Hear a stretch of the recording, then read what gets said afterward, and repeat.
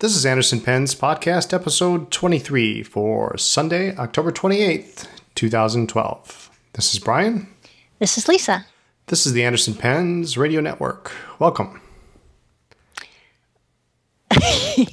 You keep waiting for that, right?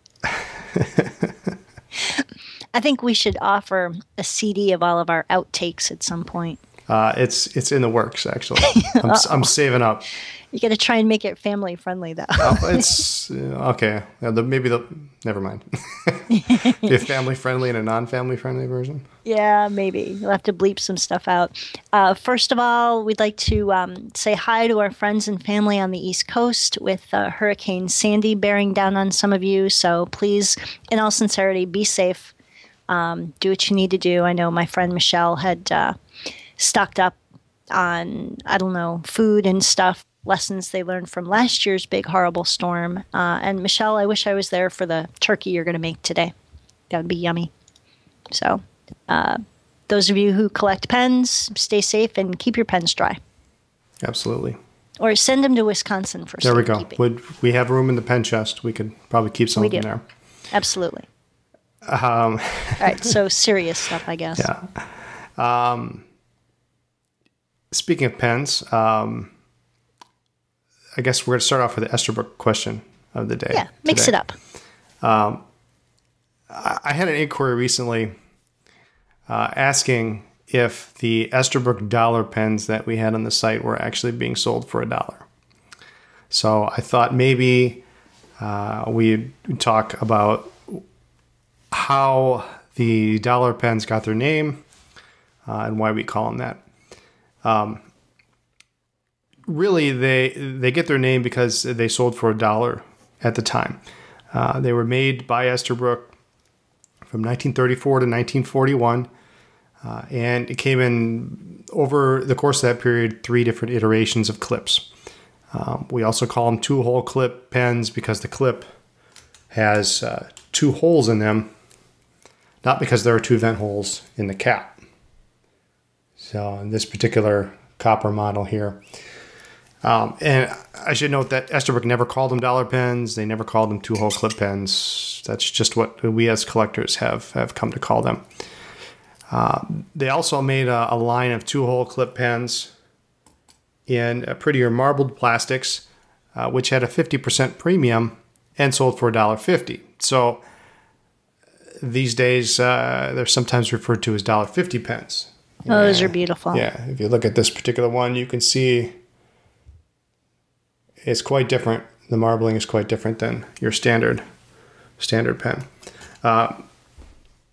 For whatever reason, whether it be the price premium, the economy at the time, they were not as popular, and they are quite scarce today. So the technical designation for these pens, both the dollar and $1.50 pens alike, were the Model B for full size, Model A for full length but slender, and Model H for slender and short, or a demi, or actually Esterbrook called them ladies sized.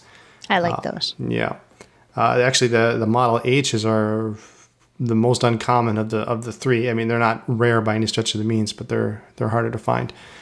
With the exception of black, each color then had its corresponding color code after the model.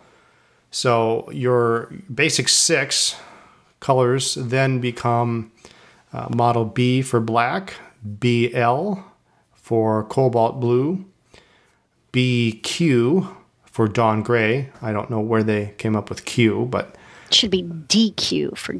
No, that's already taken. That's already taken. It might not have been in 1934. That's true. BE for green, fern green, BR for dubonnet red, and BN for copper. And of course, no sense. Yeah, the only one that makes sense is red. But and to make things somewhat confusing, because I like to do that, earlier V-clip pens, also these guys here, also sold for $1 when new. But since the clip on these is significantly different than these guys,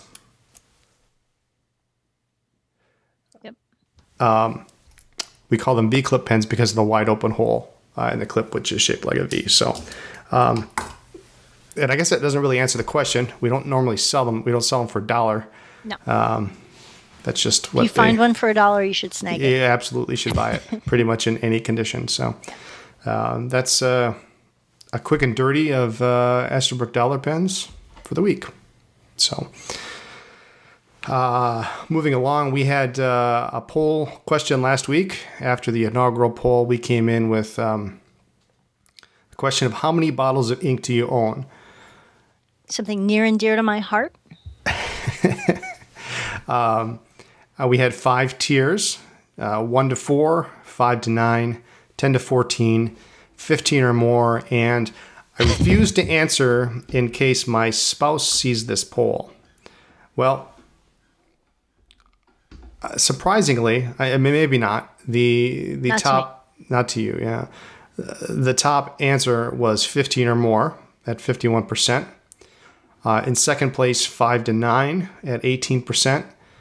Third place was a tie, 10 to 14, and I refused to answer. That was 11%, and bringing up the rear, 9% had 1 to 4 bottles of ink. I actually did count, and if you count a duplicate, I came up with 7. 7? Believe it or not, I only own 7 bottles of ink. Amateur. I honestly don't remember which one I answered. I definitely would have either been 15 or more, or I refused to answer, which to me means way more than 15, like up there and maybe pushing triple digits. Oh my goodness. I have more than 15. Let's just leave it at that. Are you hiding ink on me? Triple digits? I don't have triple digits, but I have. Wow. I have ink in different places. Yes. Where? Where are you hiding it? Is it under the bed still? Is it in that big box? Do we still have that box that had ink in it? So moving on. No, I have some on my wall of ink. I have some on the little credenza next to my desk. I have, I think, a bottle or two maybe in my desk. I think I have a bottle at work.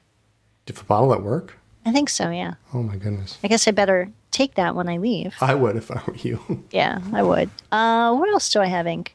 And that doesn't even count cartridges. That's just bottled ink. No, we're only talking about bottles here, yeah. No. And that doesn't count anything downstairs in the pen room. So this is just personal stash. No, if it counted the pen room, then we would have had a 6th option or something. Thousands. Yeah. Yeah, no. So we're good. Anyway, what's the next poll going to be? I think next week we are going to continue with my Inkaholic phase. And we are going to ask, what is your favorite shade of ink? Your favorite color? I think we're going to do black, blue, green, red, purple, orange and yellow. I think we'll lump together. Okay. Brown, and then other. I think those will be our designations. So it'll be interesting to see what your favorite shade is. I don't think I can have a write-in, but if I can have a write-in, maybe I'll do that for other. We'll see. Okay, there you go. That would be interesting. Would you put your burgundy under red or under other? That's red. Okay. Yeah, we'll just kind of lump them in the color family. So. Okay. If it's blue black, it's blue. If it's green black, it's green. So. All right. Okay. Looking forward to that. That'll be nice. Do what? I said I'm looking forward to the results of that. That'll be interesting. Oh yeah, yeah, that'll be fun. I think. How about a prediction? What do you think is everybody's favorite color? What's the most popular color? I'm gonna go with blue. Okay. Something in the blue family. All right. I'm gonna go with green or purple. I think there's gonna be a tie. I think purple's gonna be a little more surprising than we think it's gonna be. I don't know. I may skew the results. Just Can I vote more than once? You can only vote once. All right. All right, we'll see what we come up with. All right. I have a quiz for you. Okay. Do you know that Friday, November 2nd, is Fountain Pen Day? Is that a quiz? That's a yes or no question. It's for you. It's for me? Yeah. Did you know that? You did. I did know that, actually. But do our listeners know that? November 2nd. Yep, Friday, November 2nd, Fountain Pen Day. And in support of that really cool day, we've joined as a sponsor. Check out this website, www.fountainpenday.org. Make sure you've got the .org. Check out the site for more info. It's really pretty cool. They have a blog. They have a list of sponsors. I think that some of the sponsors have special promotions, all sorts of cool stuff. So it's going to be a lot of fun. What day of the week is that? We should have T-shirts made or something. Well, it's a Friday. Yeah. Does that mean we get to get a pen on that day? Oh, heck yeah. Ooh. Yeah. And it's actually, it's the day after our dating anniversary. So definitely, I think there's a pen in your future. So I get a pen on Thursday and I get a pen on Friday? I didn't say that. Does a ballpoint count? A ballpoint never counts. Sure it does. It does not. What if it's like part of a set? How about a pencil? Wait, I have a pencil. No. All right, we'll come up with something. You just got a new pen. The silence on this side of the recording here is deafening. Indicative of my answer. All right, why don't you skip on to shopping? Let's speaking of shopping, maybe I'll do a little shopping here. And let's take a look at some eBay auctions for this week. Now, are any of these coming home with you? No, actually, I did win an eBay auction last week. Oh, that's right. And I was going to bring it out for the show, but it did include only a ballpoint, so I didn't want to tarnish my reputation. Oh my God. No, actually, now that I've just let the cat out of the bag, I better explain that, lest anybody think I actually collect ballpoints. There was a rather interesting Esterbrook desk set. They made a set called the Recorder, which essentially was identical to the hockey puck style, the 444 dipless desk sets, but they made it. The Recorder was for a ballpoint only, and this particular set came new in the box with what was called the Bates Recorder, which was a device that you can use. There's a slider on the right-hand side, and you would slide that down to a letter of the alphabet, and then you would hit the button on the bottom, and it would open up, and then it would have your address book. So this was a special recorder that was made just for that set. Had a special trim ring around it, and everything was in the box, in the package with the plastic and all that stuff. So now, you said lest anyone think you collect ballpoints, but we have collectors in the community who collect ballpoints. There's nothing wrong with ballpoints.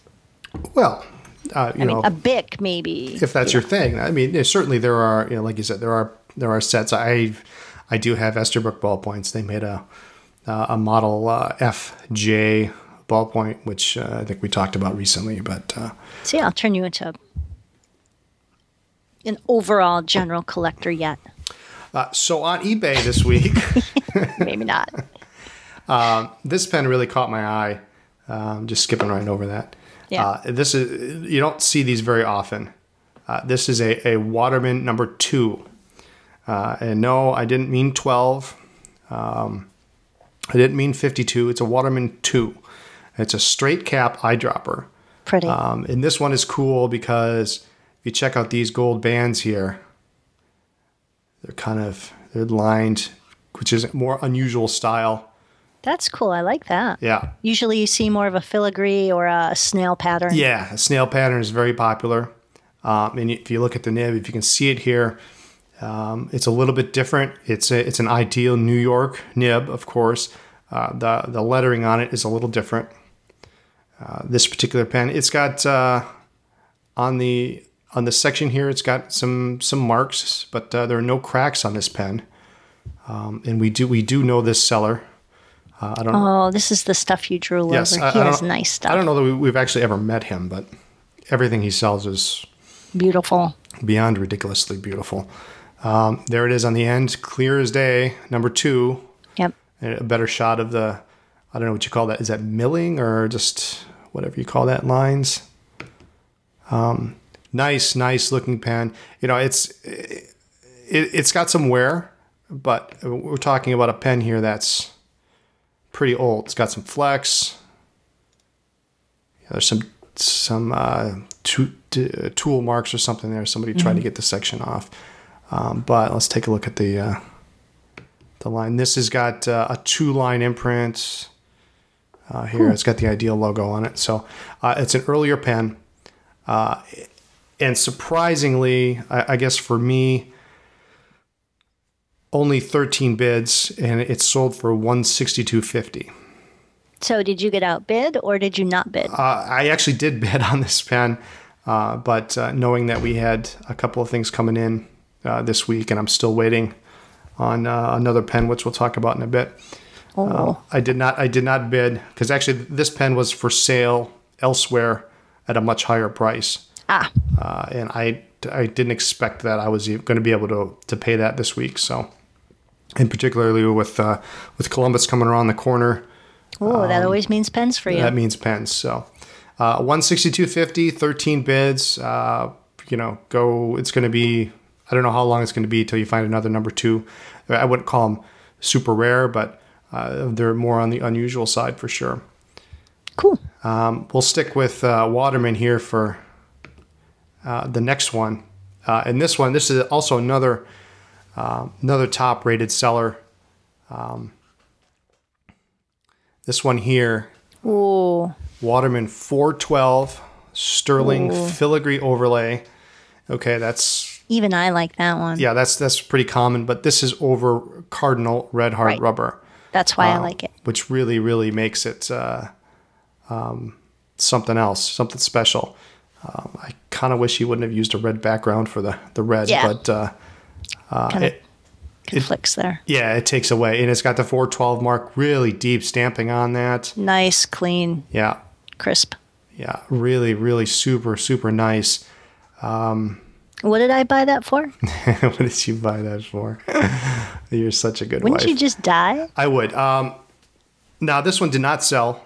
It did not even receive a single bid at starting bid of $1,500. But Cardinal hard rubber with any kind of overlay is pretty. Most of the time, they're silver. You do see them occasionally with a gold-filled overlay, but those are, I would call those rare. Beautiful. But $1,500 could have bought you this pen. And it is clean. It looks really clean. Now, didn't you used to have? You used to have some Cardinal, like a 52 or something. I had a Cardinal 52. Yeah. That's nice. I sold it. Well, you don't have it now, so either that or you took it. So I must have sold it. The only thing I have close is I have an Aiken Lambert lever filler in red hard rubber. I think I have a 50. What did you buy me? A 52 red ripple, but that's not even close. Yep. It's beautiful, but so no, Cardinal red hard rubber, gorgeous, and with an overlay. That's Christmas. Yeah, Christmas 10 years from now when we're rich and famous. Rich and famous, right? The last one of the week, actually, this is kind of timely. It is. How? Well, let's talk about that in a minute. This is a John Holland. And I do like John Holland. They made some spectacular dip pens, but they also made some really nice pens. This particular one is a filigree overlay, and it comes in the original box, which is quite reminiscent of the dip pen boxes that you would see at the period. Yep. It's like a leather cover and a nice green felt insert. Felt or velvet? Velvet. I'm sorry, not felt. But this one has a clip, which is a nice. I don't know the actual maker of the clip. I don't want to call it a Van Valkenburg clip because I'm not certain that that's really what this is, but it's of the same idea. Nice floral filigree pattern. You got some flowers there. It's got a marking, name engraved. Stella. Stella must have been quite something else, and it's nicely engraved. John Holland on the filigree. Patent date. John Holland, Cincinnati, number 12 nib. Now, this is an interesting discussion. I think we may have talked about this a while back about nib numbering. John Holland's nib numbering completely off from everybody else. If you would say you had a Waterman 12 nib, number 12 nib, you'd think it's going to be huge. Now this John Holland didn't follow that same convention, so their number 12 nib is really sort of number 2 size. It's not huge like we would expect another manufacturer's 12 to be. But this is a pretty nice condition pen. Very pretty. What did I buy that for? You almost did. I did. This one, 22 bids, $511.26. So that was quite a popular girl at the dance then. Yeah, Stella was something else, that's for sure. Oh my, family friendly. Family friendly. Yeah, nice pen, no cracks. With the box, and sometimes with these, unlike other antiques, boxes with fountain pens don't really, at least in my opinion, unless it's something exceptionally rare, boxes don't add all that much value. And some people don't want the box because it just clutters up, the rest of. Well, you have to store it. You got to store it, yeah. But, pretty pen. Stella was very pretty. Yeah, and I guess the reason I think it's funny is because we had this discussion. Was it yesterday? We were talking about Christmas. Okay. And Lisa said to me, she said, well, she's going to be buying my Christmas present in Columbus. Well, yeah. I mean, if you're a pen collector or the spouse of a pen collector and you can get to a show, hello, gift giving, just buy birthday, anniversary, Well, that's the show. I mean, really, for vintage these days, Columbus. Or DC, yeah. I would say that Columbus is maybe slightly more saturated vintage, but so we said, okay, well, she says, I'll get you your Christmas present in Columbus. And I said, well, okay, if that's the case, go to this person and ask for this pen. This John Holland pen that I saw in Dallas. And at the time I didn't, what did I buy in Dallas? What didn't you buy in Dallas? You came home, we left with, let's say, 50 boxes. We sold a bunch of stuff, and we came home with like 55 boxes. I blame you. No, actually, I blame you and our good friends in the Weilers, yeah. Down south. No, let's see. I came home with the Wirt, the Bard Brothers number 8, the Bard Brothers number 2. Did I buy anything? You did. You bought a script cert. Oh, ooh. That I already had. That you already had. It was an upgrade. It was actually it wasn't. I don't know. We were hoping so. You get the cooler stuff. But anyway, so I tell Lisa, I said, well, you contact this person and just tell him to bring the John Holland to Columbus, and in one way or another we'll buy it. Either I'm going to buy it because it's spectacular, or you can buy it for Christmas. So Lisa emails this person and says, we want the John Holland that you had in Dallas, and she gets this email back and it says, sure, no big deal. It'll be it's $750. No. The John Holland. The filigree overlay is $750. I think it's what it said, but no, it's the other one. Okay. Yeah. So she was all excited for a minute. I broke her heart, I think, because she thought she'd sold this much higher selling pen. Well, it's worth it. She's got gorgeous pens. Third, fourth of the cost. Well, whatever. Yeah. So it's still a sale. It's still a pen. Everybody's happy. Yeah, and we won't give out what it is because it's fabulous. It's really fabulous to me anyway. It'll fill a significant gap, I think. But I guess my question is, does that take away the excitement of Christmas if you know what you're getting? Oh, heck no. But you can't have it until Christmas. Well, you've been teasing me for months saying you had an anniversary present for me, and I don't. I do. I bought it in Dallas, I think. Not in Detroit. I know I got it before then, but yeah. No, it doesn't take away because I don't get to play with it. Okay. I don't get so even if you know that you've got XYZ pen coming, it's okay. Yeah, because I can't write about it. I can't talk about it. I can't take pictures of it, and Okay. and post it on the website or anything like that. So, All right, just checking. no, You know, no, it's would hate definitely for you cool. to be disappointed. Otherwise, I'll just get, socks, underwear, and, like a briefcase or something. A briefcase. You'd rather have a pen you already know about? Oh, yeah. Yeah. Go find another. All right, just checking. All right.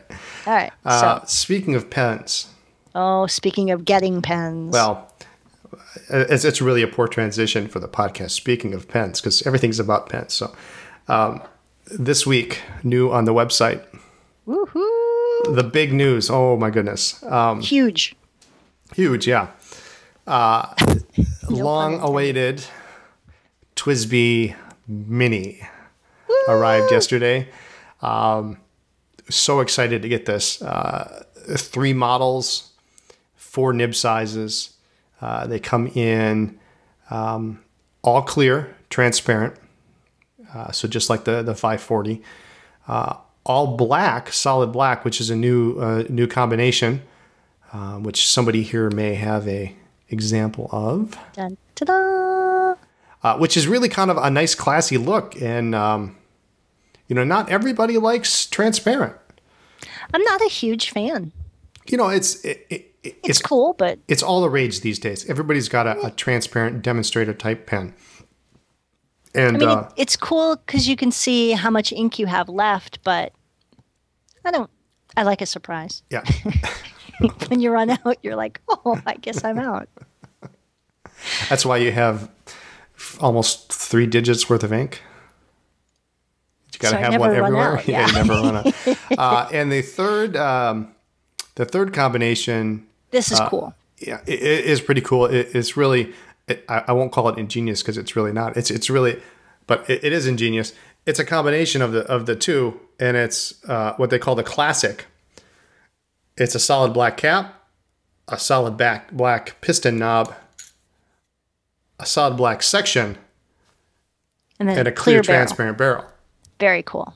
which is cool because now you've got something that's kind of classy looking, but you can still see the inside and what's going on.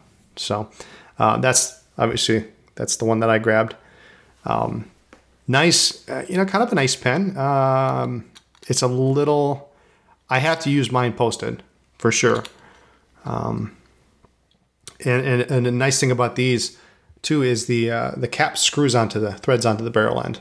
Yeah, that's very nice. I do like that. So it uses a different nib set, a little bit smaller nib, although it's not smaller, it's narrow. It's actually the same width, but they're about 1 inch smaller than the traditional 540. Here's the 2 here, if I can line them up. You can see. I like them. I like them a lot. How does it fit in your hand? Is that? It fits really well. Yeah. Let me screw this on here. I found the VAC 700 to be a little bit big for me. I think the 540 is fine. I really like the Mini in my hand. I think it fits really well. Yeah. So and a nice thing about these This is cool. is when I got it, I thought to myself, Self? TWSBI needed to do this right. And so I got up my diamond ink bottle. And I said, almost a deal breaker here. This thing has to work. And sure enough, section unscrews just like on the 540. Stick it on. It fits on the bottle. Fills up from the bottle. So if you already have a 540 and a bottle, this fills right from that same bottle. So you can use the same system, which is kind of cool. Very, very smart move on TWSBI's part to have this pen work with the inkwell, since they, at least for us, we can't keep them in stock. Yeah. And it's really cool because you can use the ink bottle with any lever filler, any piston filler, any pen. But if you have one of the TWSBIs, the 530 or the 540, they both fit on there. And then so to have the Mini fit as well was really very smart. Yeah, I was very, very happy to see that. Yep. Because, otherwise we'd have to have another bottle or we'd have to have something else to carry. But very cool. And they're going fast. In fact, I think we're sold out of three different ones already.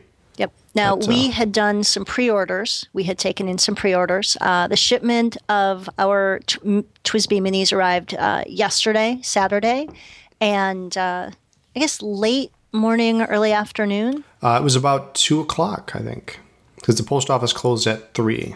Yeah, it was about 1:30. 1:30, okay. We got them in, checked them in, put them on the shelves so that they were organized. And all of the mini orders that had come in before 3 o'clock got mailed out yesterday by 3 o'clock. So if you pre-ordered a mini, it is on the way to you. You should get it like Tuesday or Wednesday. Yeah, you should have seen this girl pack, man. She was crazy. I went upstairs to do something, and I came downstairs. I'm like, okay, what can I help? You know, how can I help? And I said, well, and I noticed she has a particular procedure for packing up international packages. And I said, well, why don't we do the domestic ones first, because those are easier. Use, you know, priority mail boxes. And it's like, oh, I'm already done with those. You know, we got this big bucket, and it's overflowing 2 of them, with. yeah.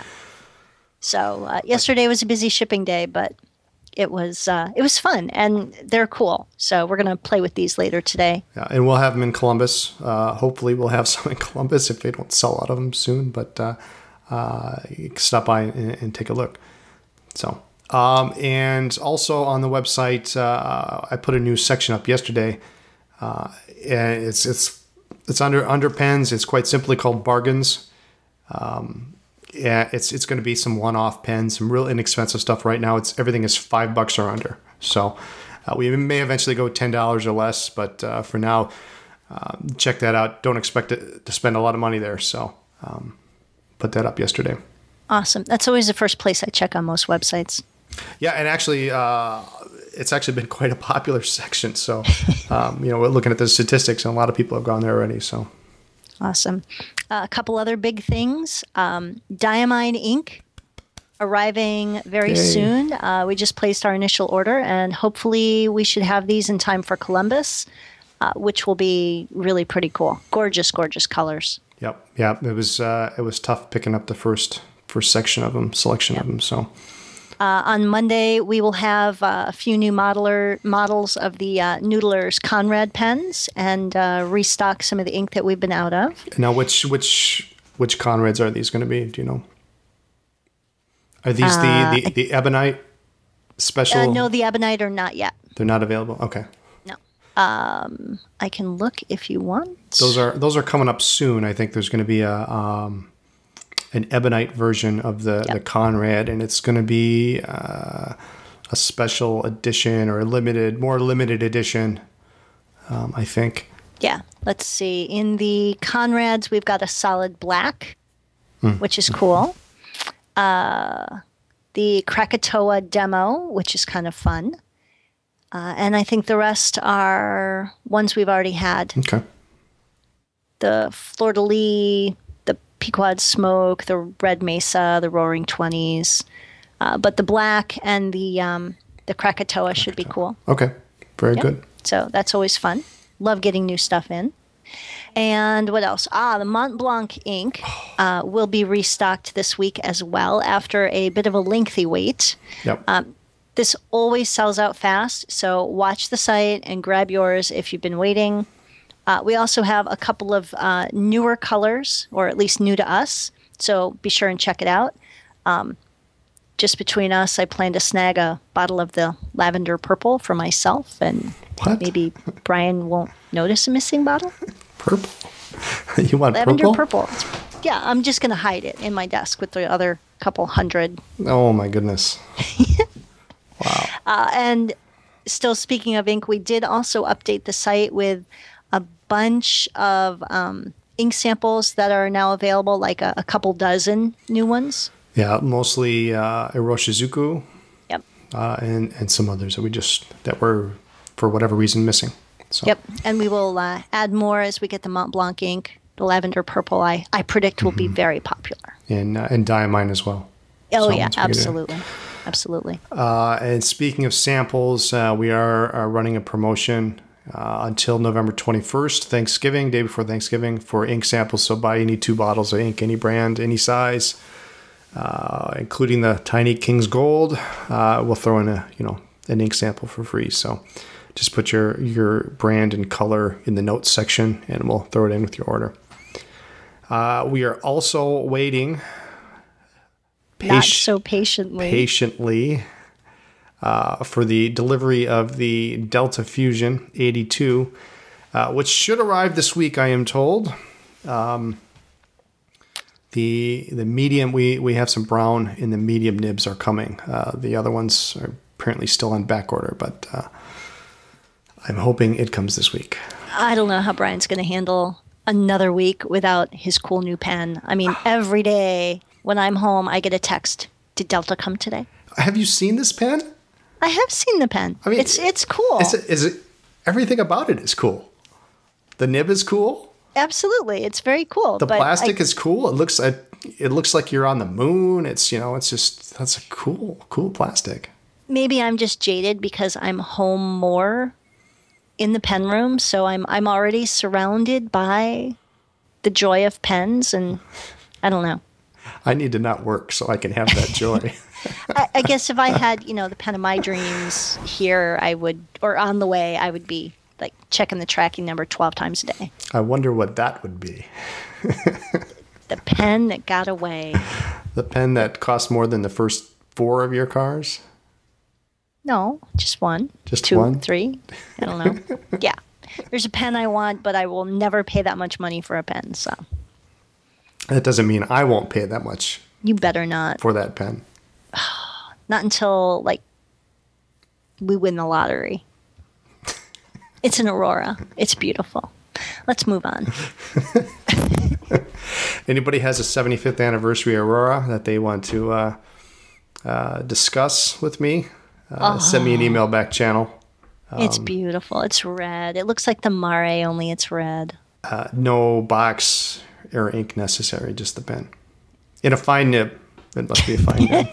Not to be picky. Not to be picky. No box, fine nib, excellent condition. Anyway, moving on. Email me. Next week, we're going to cover pen show wish lists. Hey, I might even come up with something. Other than the Aurora 75th anniversary? Yeah. Because we're going to see that there, I know. Sarge is going to be there. No, he's not going to be there. Oh. He's not going to be in there because the week after is the Madrid show. So he could go to both. Well, that's what I said, but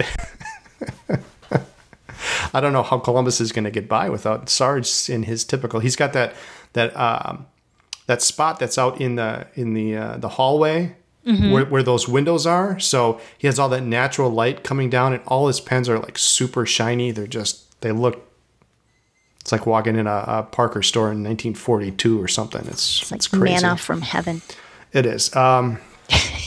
Anyway, we had a great topic suggestion a while back that we're going to discuss next week. Essentially, how to survive and prepare for a pen show. Yep. So we'll walk you through some of the basic do's and don'ts for first-time attendees, as well as some tips and tricks. And I've talked about this before in the blog, but it definitely bears. It's worth repeating. Absolutely. And Columbus is really it's the one show that really encompasses all the rules in Columbus because of auctions and parties and. Yep, everything. Wow, it's fantastic! I just can't wait to go. It's probably my favorite show of the year. I would say. I know, and it's funny that you'd never gone. It's not that far from here. Well, it had always been the second show of the year I always wanted to go to when I was only going to Chicago. So, and I always thought, well, everybody said Columbus is such a great show. You got to go. And now it's probably my favorite show. I can't think of another show that I like. I mean, DC is great, but Columbus is just so. What's the word? I mean, it's homey. Perfect. Perfect. It's got not one auction, but 2 auctions. So. Well, now you need to clarify because, our peeps in Little Rock and Dallas are going to be all up in arms. Like, what do you mean you love that the best? I think just because it's a little bigger, Dallas and Little Rock, you own our hearts. Yeah, absolutely. But Columbus has 2 auctions, a pizza party, a dessert party. Columbus is what you're going to grow up to be. Yeah, How's absolutely. that for Dallas and Little Rock? I think we love you, boys. The thing for Columbus is it's a mature show. And the auction is it's a mature auction. It has a long-standing tradition, and they've been having it for a while. So the quality of the items in the auction are top notch. I mean, every year you go, it's what was it last year? Last year was an Aztec in the auction. I don't even remember. I just hold the number up and bid on everything. The year before, it was a number of other high-end Parkers, Parker 45, 47. I mean, every year there's just some really outstanding stuff. And if you want to see this kind of stuff, sometimes you can see it at a show, but you go to these auctions and they have just super top high-end stuff. It's so cool to see. So, and not even just high-end stuff, but just different things. Yeah, or really, really nice quality. You might find a super nice, clean senior dual fold. Mm-hmm. I mean, a lot of people have them, but you might see one here in the auction. Maybe it's got original label on it or something, or it comes in a nice box. Or I mean, not all the stuff that's in the auction is you might be able to find some of it on the show floor, but a lot of it is just super really cool, super good condition, ephemera, tin Waterman signs. I mean, was there a clock? Was it Parker or Waterman? It was a big clock with a pen company logo. Oh, last year? I think so. And they couldn't get it to work, and somebody said it was, and somebody was like, "Oh, you just need this part or whatever." Well, we've also had an awful lot of fun at the auctions. A couple years ago, there was a grouping of, were they jotters? Oh, they were jotters. Yeah, this was of jotter pens. No one had apparently really looked at them all that closely. Well, they were all advertising. There was 24 of them? Yeah, there was about a dozen. I think it was a slaughter tray full, a slaughter box full. I think it was more than that. It was Mike Kirk could probably be able to help us out here. But it was, I want to say it was more than a dozen, 18 maybe? Maybe. It was long. It was a big group. Yeah. In a tray. And I guess no one had really examined them all that closely, and they all had some kind of advertising on them, and Joe's Auto Body. And who was holding it up? I don't remember. Because Terry looks over to him and he says, "Why don't you read off some of the advertising?" Yeah, and you figure, Joe's Auto Body, and so he's reading off a couple, and the third or fourth one was Mabel's Whorehouse and Grill. And now keep in mind, in Columbus, the dessert party with alcohol is right before the auction. So tongues were a little looser than perhaps normal. And so Brian and Mike Kirk, who was sitting next to him, were coming up with some incredibly bad jokes. And Mike is, if you don't know Mike's a jotter collector to begin with. I mean, he specializes in Parker, and he really loves the jotters. So it was just... I looked at him, and the whole room just kind of got silent for just a split second. No, he did not say Mabel's Whorehouse and Grill. And then everybody wanted to see it, so Mabel got passed around. Mabel got passed around. So you never know what's going to happen. A couple people have been, I'll go with mildly inebriated and highly entertaining. Oh, and, last year there was... that woman. There was another organization. What was the organization? Something weird. I don't know. They're having a party, and some woman. She was mildly inebriated, and she wanted to have a kissing booth or something. Yeah, she come on down to my kissing booth or something. So she keeps poking her head into our auction room and flirting with a couple of the men standing nearby, and So you got to go. Yeah. You never know what's going to happen. Yeah, that's the Saturday auction is the best. I mean, the Thursday auction is great. Don't get me wrong, but the Saturday auction is more highly attended. It's the better stuff, and it's more highly entertaining. It is, yeah. I mean, usually, it's every year something crazy happens, and Sunday it's we spend the day kind of reliving, like, oh my God, did you see this? Or ooh, let me see what you won, and you get to handle it and see it a little closer. Yeah, I love that show and tell the next day. Hey, did you get this? And sometimes it's you have the preview, and you get to look at stuff. But if you're not interested in this particular pen, you may not look at it, which can sort of be your demise, because when that pen comes up and they say, okay, well, it's $50. Well, hey, for $50, I'll throw a bid in, but you never really looked at it, so you don't know.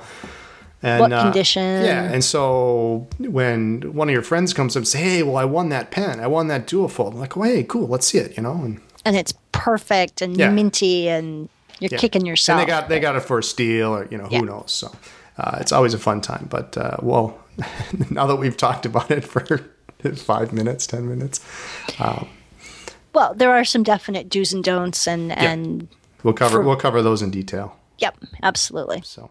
And just before Christmas, actually, we're going to start this soon, and it will end just before Christmas. Another contest. Okay. I don't know what we're giving away yet, but do I win something? No. We should do that. We should have a contest where a customer gets a prize and then I get a prize.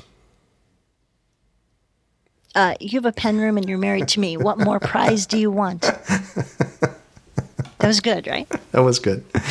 Anything else? We'll cover that more next week, probably. Yeah, we will. I think we covered everything we needed to cover. Okay.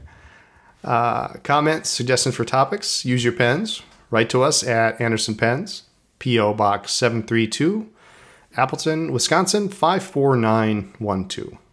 Or catch us online. Email is brian@andersonpens.net. Or lisa@andersonpens.net. Twitter, twitter.com/andersonpens. We are on Facebook. It's facebook.com/andersonpens. Website address, of course, andersonpens.net. We also have a blog. Check it out, andersonpens.net/blog. And I should mention on the blog, before we cut off here, there will be a review of the Mini coming up probably this afternoon. So keep an eye out for that. Go ahead and join our mailing list for advance notice of upcoming events and pre-orders. Thanks for listening to our podcast, and we'll see you next week. Bye.